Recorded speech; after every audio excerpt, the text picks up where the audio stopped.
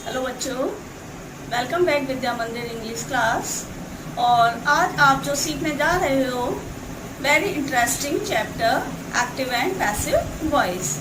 हालांकि active and passive voice आपने पिछले वीडियोस में अच्छे से सीख चुके हो। यदि आपको इसके रूल्स चाहिए तो आप पिछले वीडियो में जाकर देख लें। और यहाँ पर आपको क्या बताना है, सिर्फ हम आपको एक छोटे से रूल्स बता दे रहे हैं। उसके अकॉर्डिंग आप सेंटेंस को देखेंगे और उसमें एक सेंटेंस के 4 ऑप्शन दिए होंगे और उन 4 ऑप्शन में आपको ये पहचानना है कि कौन सा सही ऑप्शन है। एक्टिव एंड पैसिव वॉइस आप जानते हो, सब्जेक्ट को ऑब्जेक्ट, ऑब्जेक्ट को सब्जेक्ट बनाते हैं, टेंस अकॉर्डिंग हेल्पिंग वर्ब्स लगाते हैं और ऑब्जेक्ट से पहले बाई का यूज किया करते हैं। और ऐसे ही सेम इंटेरोगेटिव में करते हैं। इंटेरोगेटिव में पीछे यदि सब हेल्पिंग वर्ब्स होती है तो हेल्पिंग वर्ब से ही सेंटेंस स्टार्ट करते हैं। यदि WH वाले वर्ड्स होते हैं तो WH वाले से स्टार्ट करते हैं। अगर हु दिया है तो हु का चेंज बाय हु में करते हैं। और इसकी डीपली स्टडी करने के लिए आप हमारे पिछले वीडियोस को जरूर देखें। स्टार्ट करते हैं आज का chapter active and passive voice and select right voice. Voice से मतलब एक्टिव एंड पैसिव वॉइस का कोई भी हो सकता है। एक्टिव से पैसिव भी बनवाया जा सकता है आपसे और पैसिव से एक्टिव भी बनवाया जा सकता है। तो सबसे पहले क्वेश्चन नंबर फर्स्ट हमारा है आपके सामने, क्या है कि the cat drank all the milk. ये टाइप आपको समझ में आ रहा होगा कौन से टाइप का सेंटेंस है।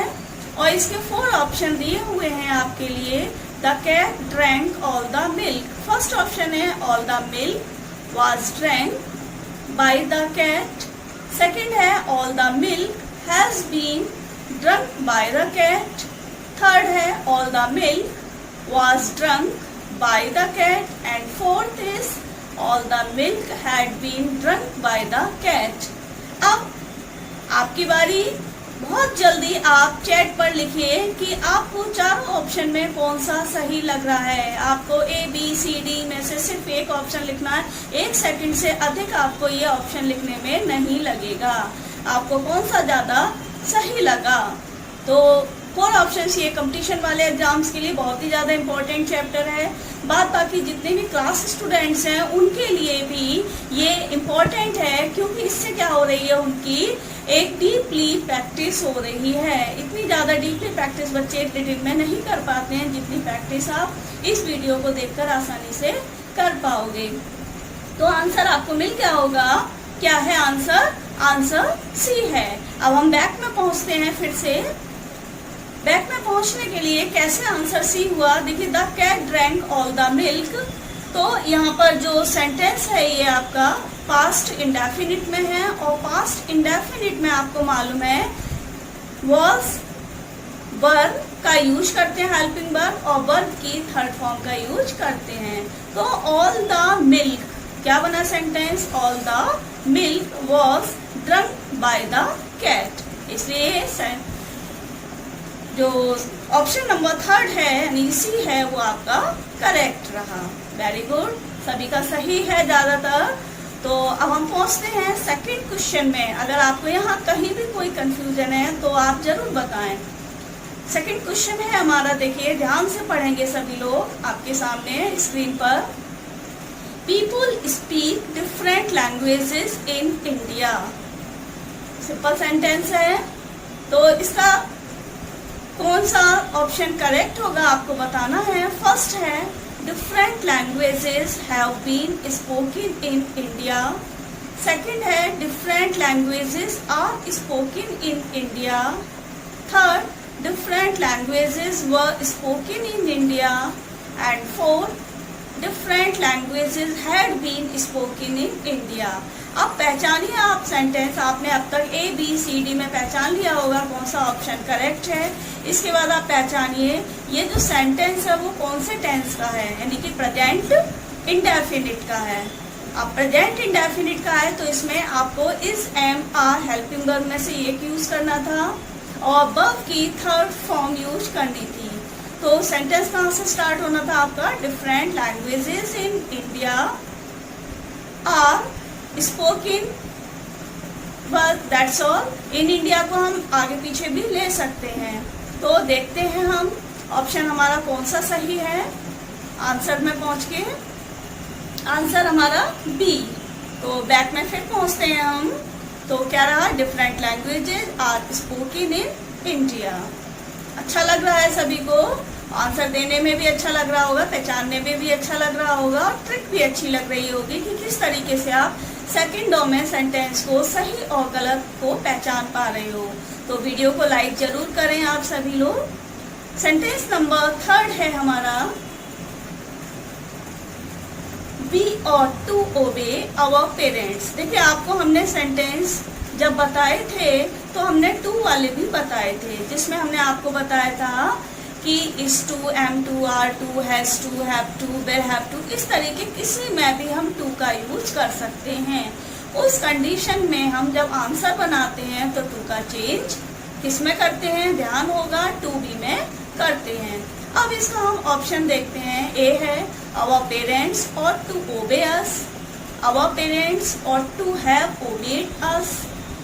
थर्ड है our parents ought to be obeyed, and fourth है our parents need be obeyed by us।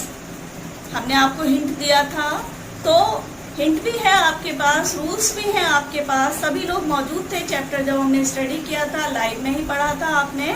और एक बार फिर से आप लिंक इसमें मिलेगी आपको एक्टिव एंड पैसिव वॉइस की, रिपीट जाकर उस चैप्टर का रिवीजन आप जरूर करोगे। तो सेंटेंस इसका आंसर जो रहा वो कौन सा रहेगा? Answer C. बैक में पहुंचते हैं। क्या रहा आंसर? our पेरेंट्स और टू बी ओबेड। आपको बताया था टू लगा हुआ होता है हेल्पिंग वर्ब के बाद, तो उसका जो करेक्शन होता है और टू बी होता है। क्लियर सभी को? नेक्स्ट क्वेश्चन नंबर 4 क्या है हमारा? Inform the police. सबसे पहले आप सेंटेंस पहचाना करिए टाइप क्या है। तो ये इन्फॉर्म द पुलिस कौन सा टाइप हुआ? इम्परेटिव सेंटेंस हुआ। अब इम्परेटिव सेंटेंस का फॉर्मूला आप सभी को पता होगा। क्या है formula? Let plus object plus be plus third form. तो इसके ऑप्शन क्या सही है देखेंगे आप। फर्स्ट है the police be informed, second है let the police be informed, and third है let the police to informed, and fourth the police to informed. आपको बड़ा बेचैनी होगी कि हम कैसे सबसे पहले जल्दी से जल्दी आंसर दें। क्यों? क्योंकि आप सभी को इसका आंसर पता है।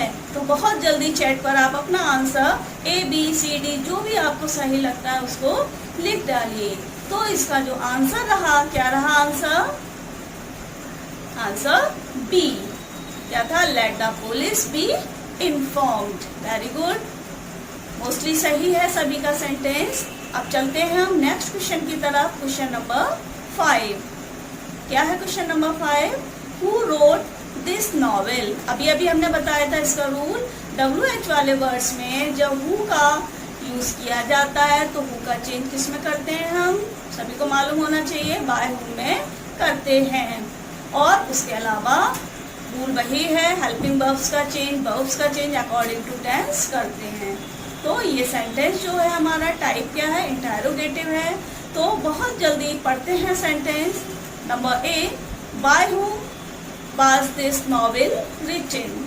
सेकंड है this novel was written by whom, और by whom this novel was written, और this novel was wrote by whom. तो कौन सा सेंटेंस सही है इसमें आपको ये पहचानना है। लिख डालिए चैट पर और आंसर की तरफ हम लोग चलते हैं। तो आंसर हमारा कौन सा रहा? इसका आंसर ए रहा, इसका सही आंसर। तो बैक में फिर पहुंचते हैं हम लोग। क्या आंसर था? By whom was this novel written? Question marks. Clear है? नेक्स्ट हम पहुंचते हैं 6 नंबर पर। क्वेश्चन नंबर 6 है हमारा, the boys elected Mohan captain. The boys elected Mohan captain. तो इसके ऑप्शन जो हैं, the boys elected Mohan captain. First option है captain was elected Mohan by the boys. Second है the captain was elected Mohan by boys. Third है Mohan is elected captain by the boys. Fourth है Mohan was elected captain by the boys. देखिए ऊपर थोड़ा सा print गड़बड़ हो गया है, तो आप क्वेश्चन को समझ लीजिए, ध्यान में होगा। The boys elected Mohan captain, तो हमारे पास क्या है, इसके दो ऑब्जेक्ट हैं, इलेक्टेड भी है, सॉरी मोहन भी है और कैप्टन भी है। तो हम किसी को भी आगे सब्जेक्ट के रूप में बना सकते हैं। तो आपको देखना है कि इसमें सेंटेंस हमारा कौन सा करेक्ट रहा। क्या number A, captain was elected Mohan by the boys, या कोई और। देखते हैं आंसर की तरफ, चलते हैं हम लोग। आंसर क्या है इसका, डी। फिर बैक में हम पहुंचते हैं, Mohan was elected captain by the boys. कैसे, ध्यान देंगे।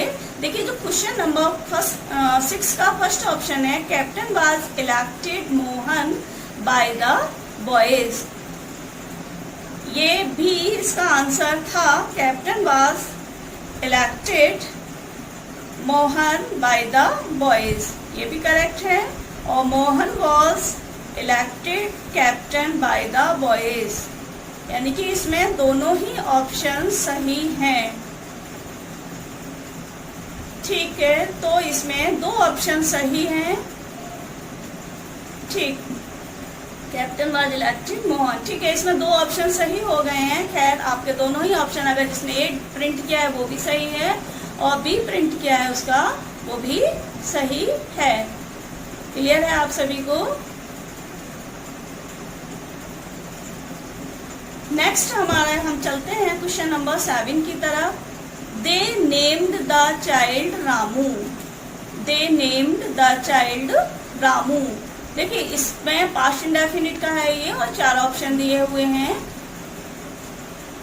Ramu child was named by them, Ramu was named child by them, the child had been named Ramu, या the child was named Ramu.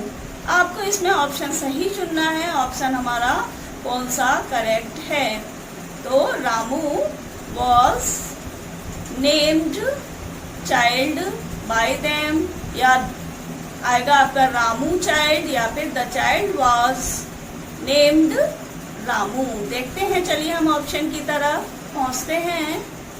तो आंसर हमारा कौन सा सही रहा, डी। फिर बैक में फिर पहुंचते हैं हम लोग। The child was named Ramu. देखिए the child option object number A है, रामू ऑब्जेक्ट नंबर 2 है। तो the child was past indefinite है, नेम वर्ब की थर्ड फॉर्म है रामू, बाय देम लगाने की कोई जरूरत नहीं है। अब जो ऑप्शन आपका बी है, रामू वॉज नेम्ड चाइल्ड, क्योंकि यहाँ पर द नहीं लगा है, ऊपर क्या है, द चाइल्ड। अगर द चाइल्ड लगा होता तो ये भी ऑप्शन सही माना जा सकता था, इसलिए आंसर क्या सही रहा, आंसर ऑप्शन नंबर डी। चलिए नेक्स्ट हम चलते हैं क्वेश्चन नंबर 8 की तरफ। We saw you and him, इसमें भी देखिए डबल ऑब्जेक्ट दिया है, you and him, past indefinite में ही है। हमको फिर से इसके ऑप्शन सही पहचानने हैं। You and he were seen by us, you and he were seen by us, you and he were seen by me, you were seen by me, he saw you and him. चारों option आपने ध्यान से पढ़े। इसके बाद हम लोग answer की तरफ पहुंचते हैं। क्या रहा आंसर, आंसर ए। चलिए बैक में फिर पहुंचते हैं। आपने भी आंसर लिखा है मोस्टली ए, लेकिन और भी आंसर आपने लिखे हुए हैं बी सी डी, लेकिन देखिए क्या रहेगा इसका सही ऑप्शन ए। एक ऐसे सही रहेगा, देखिए यू एंड ही, कितने लोग हुए दो, यानी कि यू भी प्रोनाउन है, ही भी प्रोनाउन है, दो लोग हो गए, इसलिए दो लोगों के लिए हम हेल्पिंग वर्ब वर का प्रयोग करते हैं। तो you and he were seen, seen क्या है, सॉ की थर्ड फॉर्म है बाय अस। और यहाँ ऐसे कोई भी सेंटेंस ऑप्शन का नहीं है जो करेक्ट माना जाए। यू एंड ही वॉज, यहाँ वॉज दे दिया, वॉज क्या है, सिंगुलर नंबर की वर्ब हो जाती है, जबकि दो हैं तो यहाँ पर वर्ब की प्रयोग में आना चाहिए था।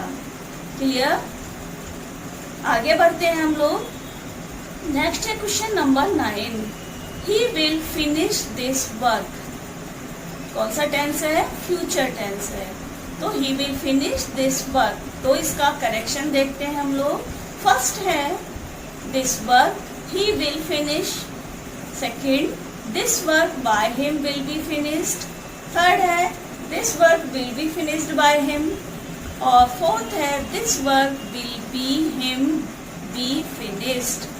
तो करेक्शन आपने पहचान लिया होगा, बहुत इजी सा करेक्शन है इसका, क्योंकि तीनों ही जो अलग ऑप्शन है वो बहुत ही ज़्यादा डिस्टर्ब है, लेकिन जो सही ऑप्शन है वो बिल्कुल सीधा सीधा लिखा हुआ है। खुश हैं आप सभी लोग ऑप्शन पढ़कर भी?